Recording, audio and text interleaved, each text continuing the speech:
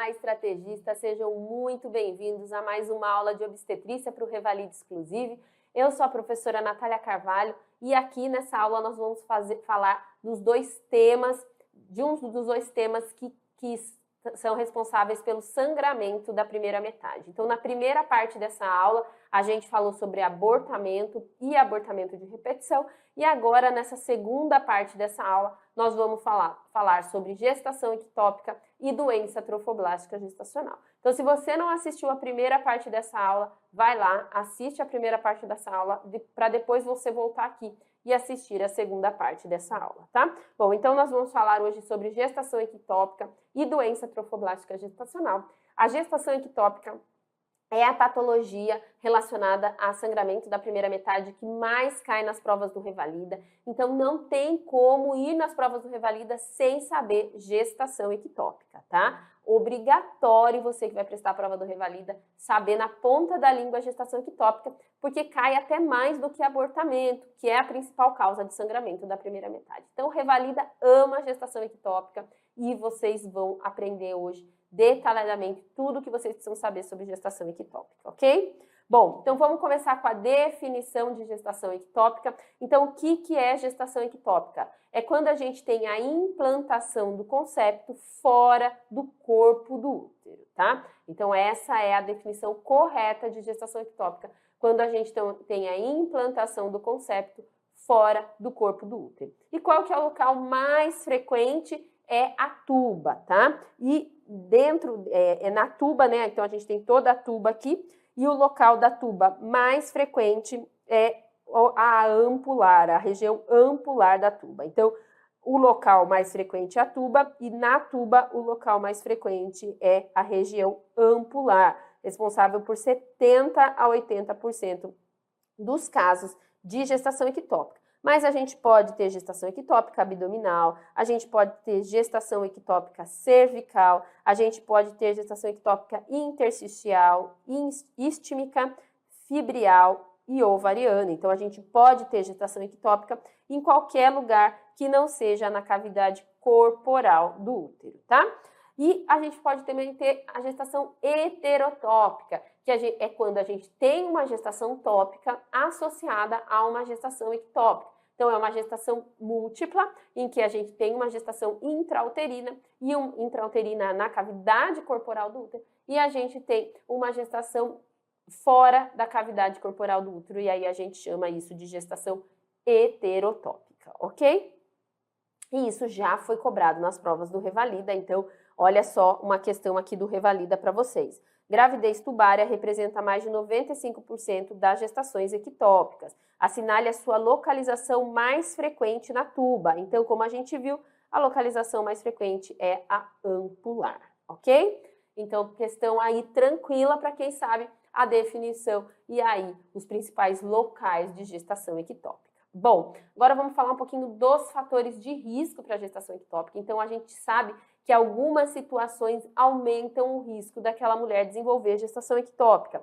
E isso, muitas vezes, está no enunciado da questão e é uma dica para que vocês falem, putz, isso daqui pode ser gestação ectópica. Então, os fatores de risco, eles são muito bons para ajudar a gente identificar uma patologia, tá? Então, quais são os fatores de risco que a gente tem que ficar atento e pensar em gestação ectópica? Antecedente anterior de gestação ectópica, paciente que teve doença inflamatória pélvica, cirurgia tubária prévia, uso de anticoncepção de emergência, procedimentos relacionados à reprodução assistida, uso de dispositivo intrauterino, início precoce da atividade sexual, tabagismo e antecedentes de múltiplos parceiros sexuais, que aqui entra em doença inflamatória pélvica, tá? Então, se a gente tem uma questão de sangramento da primeira metade e o examinador coloca esses fatores de risco, a gente tem que ficar atento, porque pode ser gestação ectópica, ok? E aí, a gente volta de novo aqui na definição de gestação ectópica. Então, a gestação ectópica, ela pode ser íntegra ou ela pode ser rota, tá? Por que isso é tão importante? Porque isso vai ajudar a definir o tratamento para essa gestante. Uma gestação ectópica rota, ela é uma emergência obstétrica. Se a gente não resolver essa gestação ectópica rota, essa mulher pode ir a óbito. Então, gestação ectópica rota é uma emergência obstétrica. E o que a gente vê na gestação ectópica rota? A gente vê uma mulher que ela tem uma dor sincopal lancinante. Então, é aquela mulher que teve um pouquinho de sangramento vaginal, às vezes nem teve sangramento vaginal, mas ela sabe que está grávida ou está com atraso menstrual, não fez ainda muitas vezes nenhuma ultrassonografia, e aí chega no hospital com uma dor lancinante, sincopal, associado à instabilidade hemodinâmica, pode também ter os sinais de sangramento intraabdominal, que é a equimose periumbilical, os sinais de peritonite e a descompressão brusca positiva, tá? Aí a gente vai ver, então, o sinal de Proust, que é o sinal de dor no toque, no fundo de saco de Douglas, no toque vaginal, o sinal de Cullen, que é a equimose periumbilical, o sinal de Lafon, que é a dor subescapular, e o sinal de Bloomberg, que é a descompressão brusca positiva, tá? Então, é muito importante vocês saberem identificar uma gestação ectópica rota, tá? Então, a dor, ela é muito importante. Pode ter sangramento vaginal, mas pode também não ter. Então, se vocês pegam uma mulher com atraso menstrual, dor abdominal importante e instabilidade hemodinâmica, tem que pensar obrigatoriamente em gestação ectópica rota, ok? Já a gestação ectópica íntegra, a gente vai ter, na maioria das vezes, um sangramento vaginal, dor abdominal mais localizada, uma dor abdominal bem mais leve e associada a atraso menstrual ou irregularidade menstrual, tá? Então, pode ser um achado ultrassonográfico também. Então, hoje, como as mulheres descobrem a gestação muito precocemente, pode ser um achado ultrassonográfico, a mulher não ter sintomas nenhum e a gente fazer o diagnóstico de gestação ectópica íntegra, tá? E vocês vão ver que o acompanhamento, que o tratamento de gestação ectópica íntegra e gestação ectópica rota é diferente. Gestação ectópica rota é sempre cirúrgico. Gestação ectópica íntegra, vocês vão ver que a gente tem algumas situações que pode fazer conduto expectante, que pode fazer medicação, que é o metotrexato, e em algumas situações a gente tem que fazer cirurgia mesmo com a gestação ectópica íntegra, tá? Aqui uma imagem de uma gestação ectópica íntegra. Então aqui a gente tem, ó, o ovário direito, a gente tem aqui a tuba e a gente tem aqui uma gestação ectópica tubária. Então, a gente tem aqui, ó, um saco gestacional, um embrião, vesícula vitelínica, aqui na região de anexos, provavelmente na região ampular da tuba, tá? Então, a tríade clássica de uma paciente com quadro de gestação ectópica: atraso menstrual, sangramento vaginal e dor abdominal. Como vocês viram, se a dor abdominal foi muito importante, provavelmente é uma gestação ectópica rota. Se a dor abdominal não for tão importante, provavelmente é uma gestação ectópica íntegra. Então, atraso menstrual, sangramento vaginal e dor abdominal, vocês têm que pensar em gestação ectópica. Pode ser um abortamento? Pode ser que a mulher esteja com dor abdominal por uma cólica abdominal? Pode, mas a gente sempre tem que pensar em gestação ectópica também, tá? E aí, a gente fez a suspeita de gestação ectópica, o que a gente tem que fazer com essa paciente? Se ela não tiver numa situação de instabilidade hemodinâmica, né, porque se ela tiver instável, a gente vai direto para a cirurgia, mesmo sem nenhum exame, tá? Agora, se ela não tiver instável, a gente vai pedir 2 exames. A gente vai pedir um ultrassom transvaginal e um beta-HCG quantitativo, tá? Então, um ultrassom pélvico transvaginal e um beta-HCG quantitativo. Esses 2 exames que vão nortear o nosso diagnóstico e a nossa conduta. O que vocês precisam saber em relação ao beta-HCG quantitativo? Que beta-HCG, a partir de 3.500, é obrigatório que a gente visualize saco gestacional intrauterino. Algumas instituições colocam um ponto de corte de 2.000, tá? Mas o mais seguro é colocar a partir de 3.500 e o Ministério da Saúde utiliza 3.500 como ponto de corte, mas a partir de 2.000, o ideal é que a gente já veja saco gestacional na maioria das grávidas, tá? A partir de 3,5, 100% das grávidas a gente tem que ver saco gestacional se a gravidez for intrauterina, por isso que a gente acaba usando esse ponto de corte de 3.500. Um outro ponto importante é que numa gravidez tópica que está evoluindo de maneira adequada, a gente tem um aumento de 50% do beta-HCG em 48 horas, tá? Então, um aumento de mais de 35% é esperado. O ideal é que tenha um aumento de 50% em 48 horas. E isso indica, então, uma gestação tópica. Então, se a gente tem um beta-HCG maior que 3,5, com visualização do saco gestacional e um aumento de 50% do beta-HCG em 48 horas, a gente sabe que é uma gestação tópica que está evoluindo adequadamente, tá? E aí, beleza, então a gente fez a suspeita, então o paciente chegou com dor abdominal, então ela chegou com dor abdominal, sangramento vaginal e atraso menstrual. Aí o que a gente fez? A gente pediu um beta-HCG, o beta-HCG veio positivo. Aí a gente vai pedir uma ultrassonografia.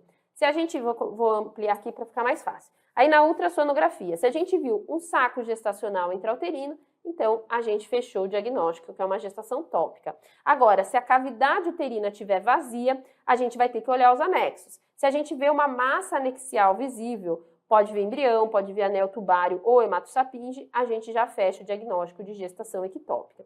Agora, se a gente não tiver nenhuma massa anexial visível, a gente vai ter que olhar os níveis de beta-HCG quantitativo. Se o beta-HCG for maior ou igual a 3.500, desculpa, vamos, opa, peraí, aqui ó, se o beta-HCG for maior ou igual a 3.500, a gente já fecha o diagnóstico de gestação ectópica. Por quê? Porque beta-HCG maior ou igual a 3.500 é obrigatório que a gente veja gestação intrauterina. Se a cavidade está vazia e o beta-HCG é maior ou igual a 3.500, a gente já consegue fechar o diagnóstico de gestação ectópica mesmo sem ver massa anexial, tá? Agora, se o beta-HCG for menor do que 3.500, o que a gente tem que fazer? Repetir o beta-HCG em 48 horas, porque a gente pode estar diante de uma gestação inicial e por isso que a gente não viu nada dentro da cavidade e por isso que o beta-HCG ainda está menor que 3.500. Aí, se a gente tem os valores de beta-HCG que duplicam em 48 horas, a gente está diante de uma gestação tópica. Agora, se a gente vê valores que sobem menos do que 50%, ou é uma gestação tópica inviável ou uma gestação ectópica, aí a gente tem que repetir o ultrassom para ver se a gente vai visualizar alguma coisa intrauterina ou extrauterina para a gente fechar o diagnóstico, tá bom? Então, diagnóstico de gestação ectópica, beta-HCG quantitativo e o ultrassom. Se o ultrassom mostrar uma imagem anexial, fechou gestação ectópica. Se o ultrassom não mostrar a imagem anexial, a gente vai ter que olhar os níveis de beta-HCG. Nível de beta-HCG maior ou igual a 3,5, a gente já fecha o diagnóstico de gestação ectópica, sem ver nada dentro da cavidade. Menor do que 3,5, a gente tem que repetir em 48 horas. Repetiu em 48 horas. Duplicou uma gestação tópica que ainda está inicial. Não duplicou, provavelmente uma gestação ectópica ou uma gestação inviável, tá? E aí, bom, fizemos o diagnóstico e agora qual que é a conduta diante de uma gestação ectópica? A conduta ela pode ser expectante, medicamentosa ou cirúrgica. Conduta medicamentosa, a gente tem duas situações, o uso do metotrexato sistêmico e o uso do metotrexato local. Vou falar cada uma dessas situações para vocês. Não esqueçam que gestação ectópica, se a mulher for RH negativa, a gente precisa usar a imunoglobulina anti-D, tá? Vamos começar então com a conduta expectante. Então, quando que a gente faz a conduta expectante? A gente faz a conduta expectante quando a gente tem uma paciente que está com declínio do beta-HCG em 24 a 48 horas. E, além disso, os valores do beta-HCG têm que ser menores do que 2.000. Não podemos ter embrião vivo, a paciente tem que estar estável hemodinamicamente, então a gestação ectópica tem que ser íntegra, o diâmetro da massa tem que ser menor ou igual a 5 e tem que ter desejo reprodutivo. Então, é obrigatório que a gestante esteja todos esses critérios. Então, declínio do beta-HCG em 24 a 48 horas, valores baixos de beta-HCG menor que 2.000, ausência de embrião vivo, massa anexial menor ou igual a 5 centímetros, estabilidade hemodinâmica e desejo reprodutivo. Vou mostrar aqui uma questão para vocês. Então, uma mulher de 24 anos de idade, usuária de dispositivo intrauterino, olha aqui ela dando a dica para vocês.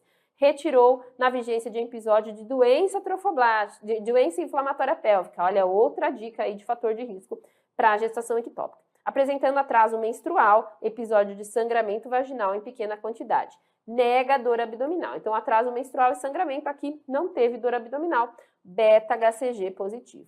Ultrassom transvaginal mostra ausência de saco intrauterino e presença de imagem complexa em região anexial direita. Então, a gente tem aqui um quadro de gestação ectópica. sem líquido livre na cavidade peritoneal. Nessa situação, está justificado manter conduta expectante se os níveis de beta-HCG dobrarem após 48 horas. Não, se eles dobrarem, a gente não pode fazer expectante. Então, os níveis de beta-HCG tem que ser, olha só, tem que ter declínio dos níveis de beta-HCG e não duplicação dos níveis de beta-HCG. Diâmetro da massa nexial maior do que 3,5? Não, o diâmetro da massa nexial tem que ser menor ou igual a 5 centímetros, não maior do que 3,5. Pode ser entre 3 e 5, pode ser, mas não pode ser maior do que 3,5, 6, 7, não pode. Não forem detectados batimentos cardíacos na avaliação ecográfica, correto? Então, esse é um dos critérios para a gente manter a conduta expectante. Os níveis de progesterona continuar elevado? Não, progesterona a gente não tem nada a ver com a conduta, com o manejo da paciente com gestação ectópica. Então, a alternativa correta aqui seria a alternativa C, mas essa questão acabou sendo anulada, tá? Por quê? Porque esses critérios, eles mudam muito de uma instituição para outra, e aí eles consideraram que essa questão não tinha resposta, mas se a gente for avaliar, a melhor resposta é a alternativa C. Beleza, pessoal? Conduta medicamentosa. Então, o medicamento que a gente usa é o metotrexato, tá? Então, quando que a gente vai utilizar o metotrexato? Então, a gente tem que ter também todos esses critérios para poder utilizar o metotrexato. Estabilidade hemodinâmica, massa anexial menor do que 3,5, beta-HCG menor do que 5.000, aumento do beta-HCG, desejo reprodutivo e atividade uterina ausente, a atividade cardíaca ausente. O mais importante aqui, aumento do beta-HCG. Então, a gente tem que ter uma beta-HCG menor do que 5.000, uma massa anexial menor do que 3,5, mas tem que ter aumento do beta-HCG, porque se tiver queda, pode ser conduta expectante, tá? Então, lembrar, né, que o metotrexato é um agonista do ácido folínico, então ele impede a multiplicação do tecido trofoblástico. Depois que a gente usa o metotrexato, não deve fazer ultrassom seriado de controle, que a gente deve fazer o acompanhamento do beta-HCG, tá? Então, a gente tem o esquema de dose única, que é o esquema mais utilizado para o metotrexato na gestação ectópica, tá? Então, a gente vai usar o metotrexato na dose de 50 mg por metro quadrado via intramuscular, e aí a gente tem que fazer o controle do beta-HCG no 4º e no 7º dia, tá? E aí a gente tem que ter uma queda de mais do que 15% de beta-HCG entre o 4º e o 7º dia para dizer que o metotrexato está sendo efetivo. A gente também tem um esquema de múltiplas doses, mas a gente usa muito pouco na prática, tá?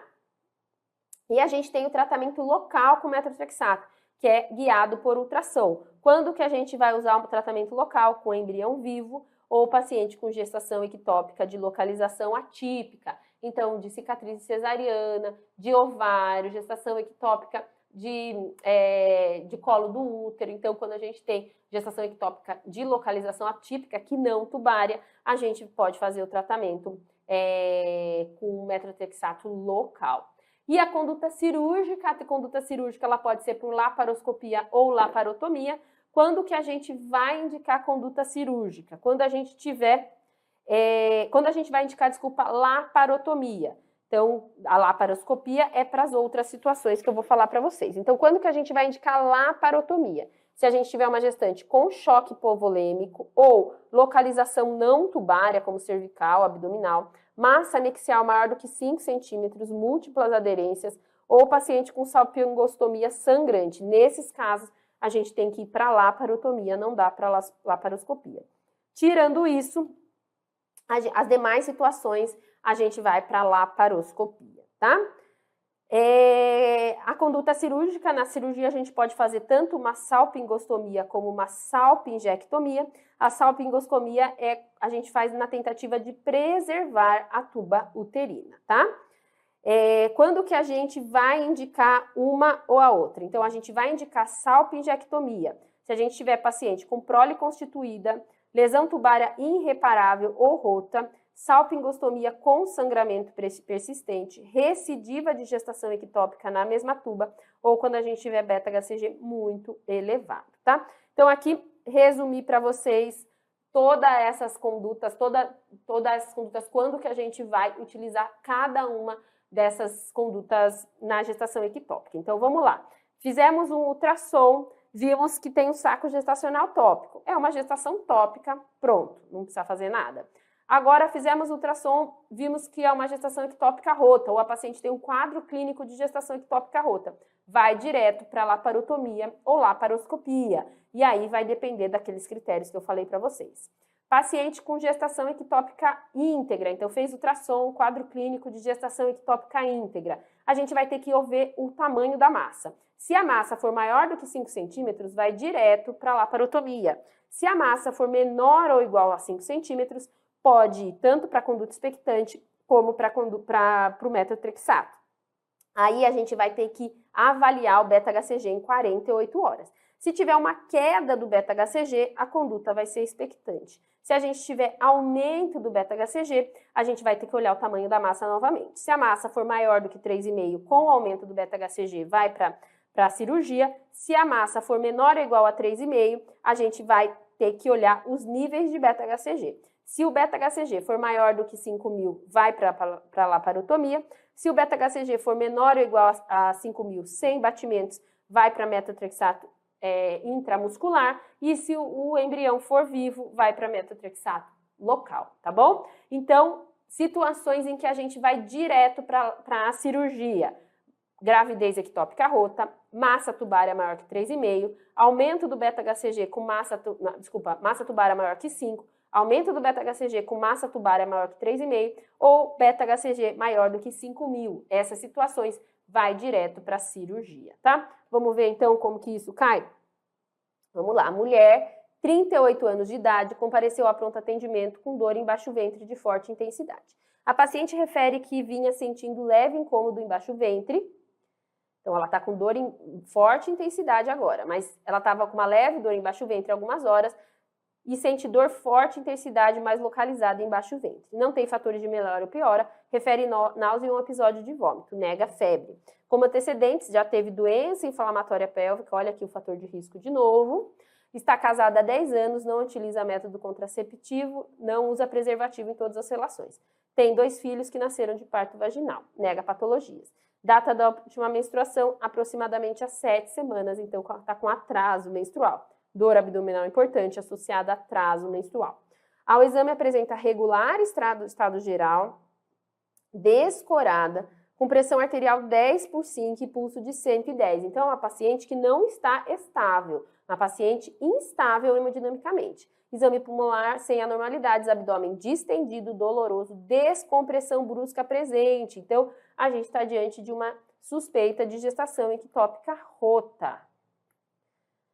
Linfócito ilíaca direita, ruídos hidroaéreos presentes, mas diminuído. Exame especular sem sangramento, presença de discreta leucorreia. Toque vaginal com muita dor, dificultando o exame, mas útero está de tamanho, forma e consistência normais. Sem muita dor, a palpação de fundo de saco. Considerando o quadro clínico apresentado, assinale a opção que apresenta a principal hipótese diagnóstica e a conduta correta. Então, a nossa principal hipótese diagnóstica é uma gestação ectópica rota e, como é uma gestação ectópica rota, a conduta é cirúrgica. Então, vamos lá. A apendicite, na apendicite a gente esperaria febre, né? Então, a gente não teria esse atraso menstrual, então não parece apendicite. Gestação ectópica rota, cirurgia correta. Doença inflamatória pélvica, a gente não teria uma paciente descorada, né? Então não parece. Ameaça de abortamento, a gente não teria um abdômen agudo, como essa paciente que tem descompressão brusca positiva. Então, e ela teria sangramento vaginal e não tem. Então, gestação ectópica rota, conduta cirúrgica. Outra questão aqui. Mulher, 34 anos de idade, atendida no pronto-socorro com desconforto abdominal, sem sinais de peritorite, com atraso menstrual de 3 semanas. Foi submetida à terceira tentativa de inseminação artificial recentemente. Então, aqui, ó, tratamento de reprodução assistida é um fator de risco para a gestação ectópica. Apresenta beta-HCG de 3.000. Então, 3.000 é no limite, né, pessoal? Então, se a gente tiver um beta-HCG maior do que 3.500, sem massa anexial, a gente já pode fazer o diagnóstico de gestação ectópica. Mas vamos lá. O médico solicitou ultrassom que evidenciou gestação ectópica. Então, uma gestação ectópica com beta-HCG de 3.000. Então, se o e uma gestação ectópica íntegra, né? Porque ela não está com nenhum sinal de peritonite. Então, gestação ectópica íntegra com beta-HCG menor que 5.000, a gente pode fazer tanto metotrexato como a conduta conservadora. Vamos ver. Saco gestacional bem delimitado, sem batimento cardíaco, medindo 3 centímetros, são menor do que 5.000, também não precisa ser cirurgia. Diante do quadro atual, qual é a conduta? Então, a gente fica aqui em duas condutas, ou a conduta expectante ou a conduta medicamentosa. O que vai dizer se vai ser conduta expectante ou medicamentosa? O acompanhamento seriado do beta-HCG. Se a gente tiver uma queda do beta-HCG, né, e esse beta-HCG for menor do que 2.000, a gente vai fazer uma conduta expectante. Se a gente tiver um aumento do beta-HCG, a gente vai fazer um metotrexato. Nesse caso, a gente tem um beta-HCG de 3.000. Se a gente só considerar esse beta-HCG, o ideal é que a gente faça a conduta medicamentosa, tá? Mas vamos ver aqui, ó. Submeter paciente à videolaparoscopia não, submeter a paciente à videolaparoscopia não. Então, adotar conduta expectante e dosar beta-HCG diariamente, correto.